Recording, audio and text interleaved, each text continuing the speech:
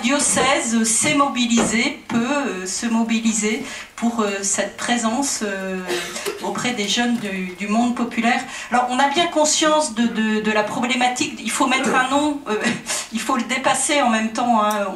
Monde populaire, c'est pas pour stigmatiser, c'est en mouvement, voilà. Il fallait bien nommer quelque chose, mais merci beaucoup Jacques d'être là et de nous donner ce témoignage.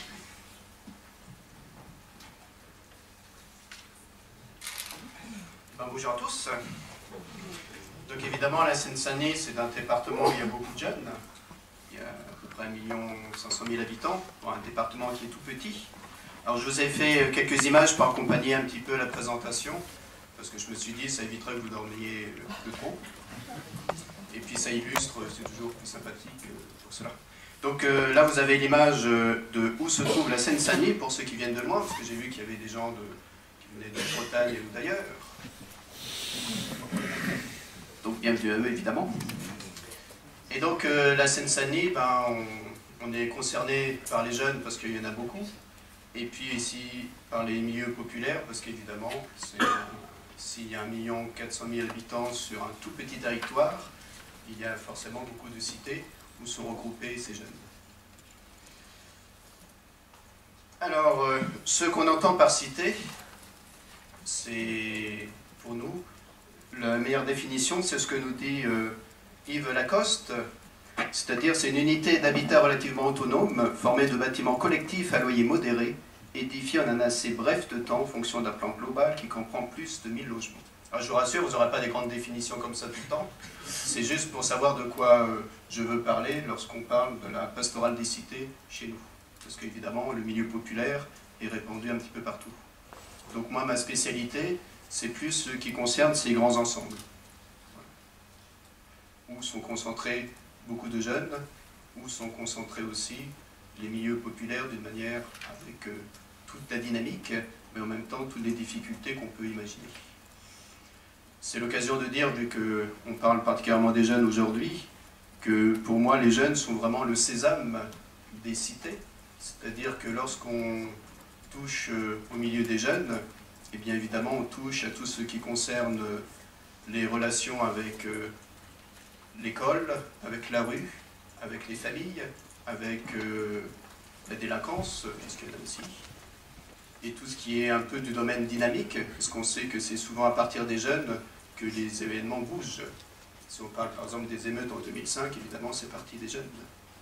Donc évidemment, en touchant les jeunes, on touche vraiment à tout ce qui est l'ensemble de la vie en cité. Alors, si on fait un petit historique sur la mise en place de la pastorale des cités en Seine-Saint-Denis, eh bien, le diocèse est assez jeune, hein, on va fêter bientôt les 50 ans. Il a été créé en 66 avec la petite couronne. Et donc les cités constituent donc un élément évidemment emblématique du paysage de Seine-Saint-Denis.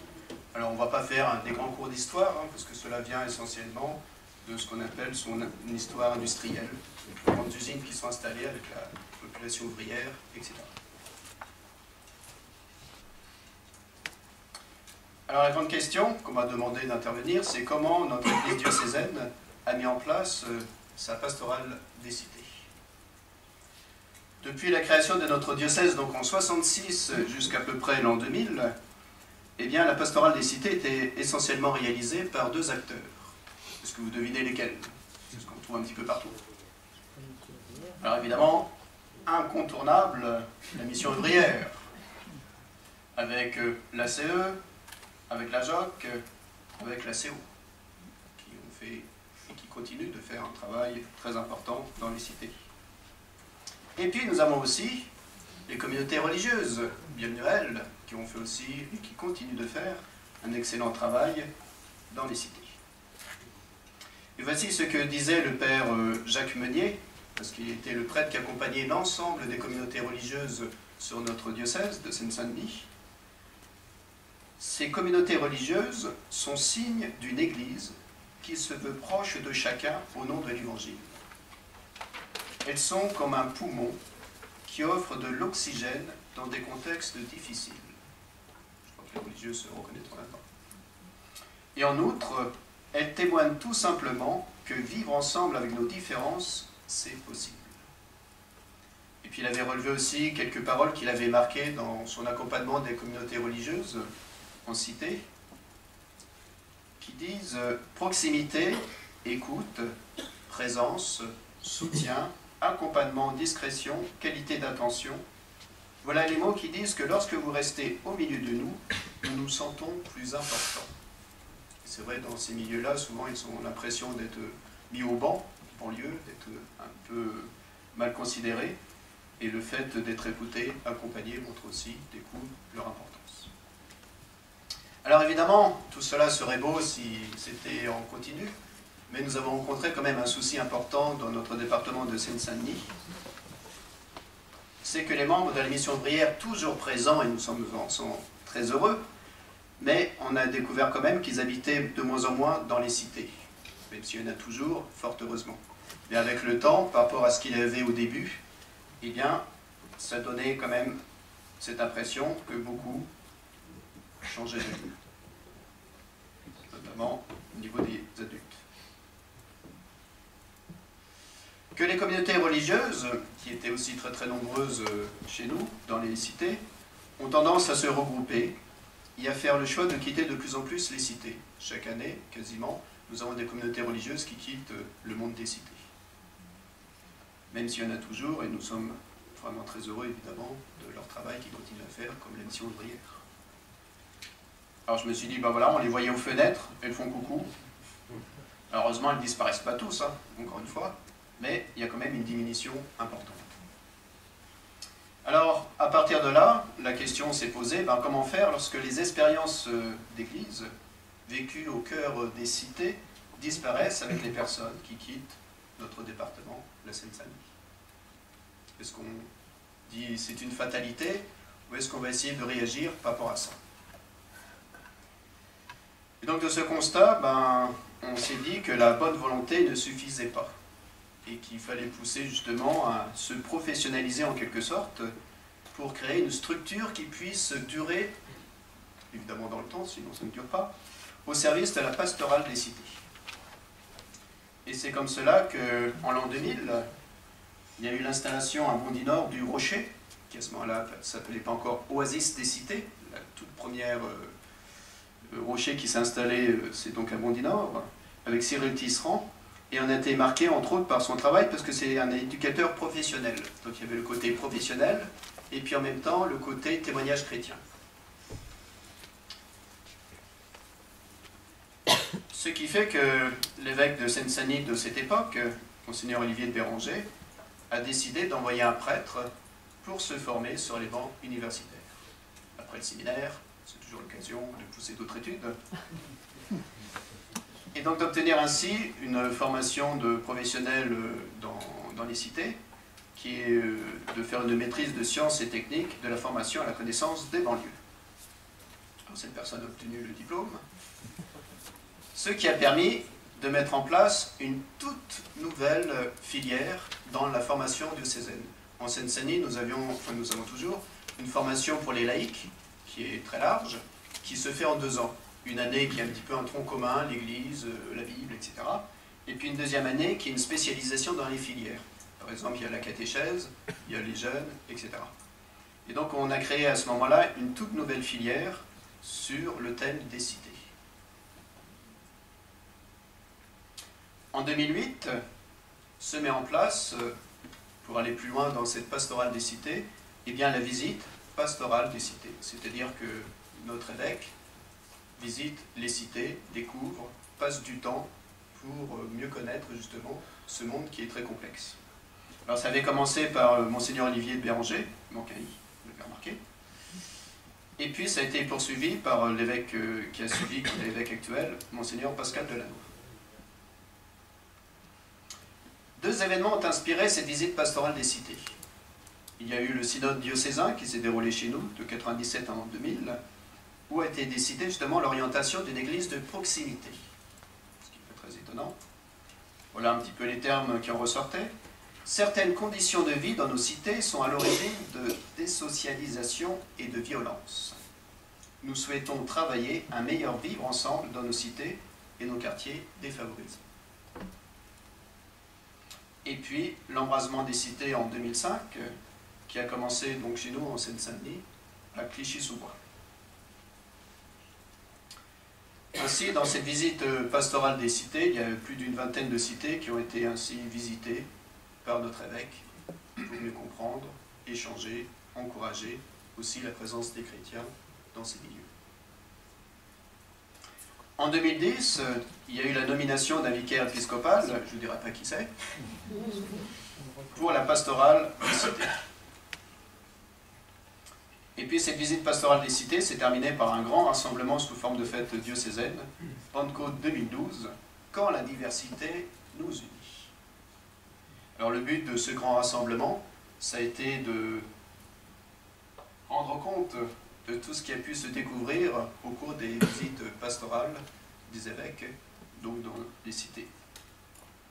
En même temps, de favoriser les échanges d'expériences en cité, d'encourager les chrétiens à poursuivre leur témoignage en cité, parce que souvent, on avait pour certains l'impression qu'ils étaient assez isolés,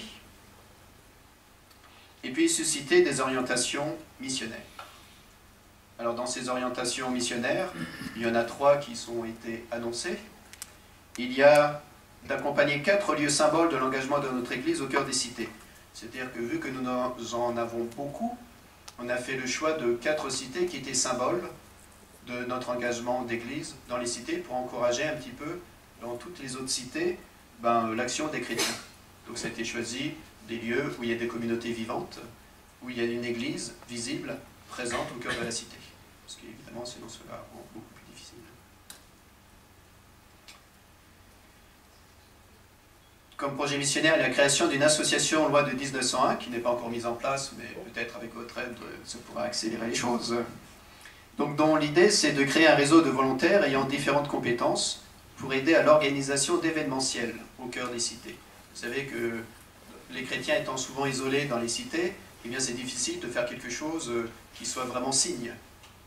Et donc, si on fait appel avec d'autres personnes qui ont des qualités musicales, tout à l'heure, on a eu des chants, par exemple, dans le hall, qui a été mené de manière dynamique. Et donc, forcément, si nous avons des musiciens en plus, ça crée déjà plus de dynamisme. Ça encourage d'autres à se mettre en place localement, etc. Donc, pour faire de la musique, des fêtes, des jeux, des kermesses, toutes les choses qui pourraient nous passer par la tête. C'est comme cela qu'on peut organiser aussi des sports, des concours de graphes, etc. Et puis, la troisième chose, c'est la création d'un service diocésain de la pastorale des cités. Vous voyez, il y a toute une histoire pour mener à cette création, dont le but, c'est de mettre en place une structure permettant d'encourager, de soutenir, de développer la pastorale des cités dans la durée. Alors en lien évidemment avec la mission ouvrière, en lien évidemment avec les communautés religieuses, en lien aussi avec tout ce qui se crée pour pouvoir développer ce témoignage. Et donc on a ainsi récupéré le logo de Pentecôte 2012, où on l'a relooké pour que ce soit Pastorale des cités. Alors comment fonctionne ce service diocésain de la Pastorale des cités? Donc il est tout récent, il a juste 1 an de création. D'abord c'est une équipe, et une équipe c'est important, parce que cela reflète un petit peu les différentes tendances de ceux qui travaillent particulièrement dans les cités. Il y a la mission ouvrière, il y a quelqu'un qui fait partie du groupe d'ACO, il y a la communauté religieuse, et puis on espère trouver des personnes du Rocher, parce que pour l'instant ils ne sont pas encore dans notre équipe, mais vu qu'il y en a qui sont présents parmi nous, c'est un petit message, ils comprendront très bien. Ensuite, c'est un lieu, et un lieu c'est important, parce qu'on peut s'y rendre comme ici, on peut se rencontrer. On peut voir aussi que notre évêque a cette volonté justement que ça puisse rester dans la durée. Alors vous avez en haut à droite, c'est dans le même sens, oui, voilà. En haut à droite, la maison diocésaine qui se trouve à Bondy, c'est là où sont regroupés un peu tous les services. C'est en quelque sorte un mini conférence des évêques de France. Modestement, pour cette scène. Et puis donc au premier étage, vous avez un petit local qui est voilà, tout simplement le bureau du service de la pastorale des cités. C'est aussi une banque de données. Alors là, vous voyez une bibliothèque, donc il y a évidemment des livres de toutes sortes. Il y a aussi des revues, enfin tout ce qu'on peut trouver en rapport avec les cités, des articles, etc., etc. Et puis aussi des fiches de partage d'évangile, parce qu'on sait que dans les cités, l'intérêt c'est que les gens puissent se regrouper, partager autour de la parole de Dieu, autour d'autres choses, pour qu'ils puissent rencontrer les uns chez les autres. Et donc on travaille sur des fiches pour les aider à partager de manière la plus simple possible et concrète pour enrichir les échanges. Il y a aussi des vidéos, parce qu'on s'aperçoit évidemment que dans les cités, les gens ne lisent pas beaucoup. Ce n'est pas le grand charisme des gens des cités. Et donc il y a toute une série de vidéos de toutes sortes qui permet justement de 20 minutes, de 30 minutes, qu'on peut venir télécharger sur notre ordinateur pour permettre d'enrichir notre connaissance et puis des groupes de partage au cœur des cités. Il y a ainsi des vidéos qui ont été faites dans le domaine interculturel pour connaître par exemple ceux qui habitent le Bénin. Si on a un voisin qui est du Bénin, eh bien en 20 minutes, 30 minutes, on peut découvrir l'essentiel des particularités de ceux qui vivent là-bas, et puis aussi en tant que chrétien, comment on vit les particularités de notre foi. Vous avez tous connu peut-être quand il y a quelqu'un qui vous demande la messe du 40e jour. Moi quand j'étais jeune prêtre en cité, je n'avais pas pris ça au séminaire. Et donc forcément, moi ça me paraissait un petit peu secondaire, alors que pour les gens c'est plus important encore que le jour de l'enterrement. Voilà. Donc c'est des choses qu'il faut connaître dans les pratiques. Voilà. Donc j'accélère, il y a des vidéos sur l'interculturalisme, spiritualité, etc. Il y a au niveau de la formation, c'est un lieu de formation qui a déjà servi donc, pour la forme chez nous, qui a servi pour le Rocher à Paray-le-Monial, lorsqu'il forme les volontaires, qui sert aussi dans différents lieux pour mieux connaître tous ceux qui veulent travailler en cité, au niveau de l'historique, au niveau des politiques de la ville, comprendre aussi les cultures des cités, etc. Et puis c'est un lieu d'analyse précise du terrain, où on se déplace dans nos cités, pour essayer de repérer ce qui se vit concrètement dans nos églises et les particularités de chacune des cités. De manière que si un jour, par exemple, on veut savoir où en est les groupes d'ACO dans les cités, eh bien on peut savoir concrètement où ils se trouvent encore aujourd'hui, et heureusement il y en a encore, pareil pour les communautés religieuses, etc. Et ce qu'ils font de particulier.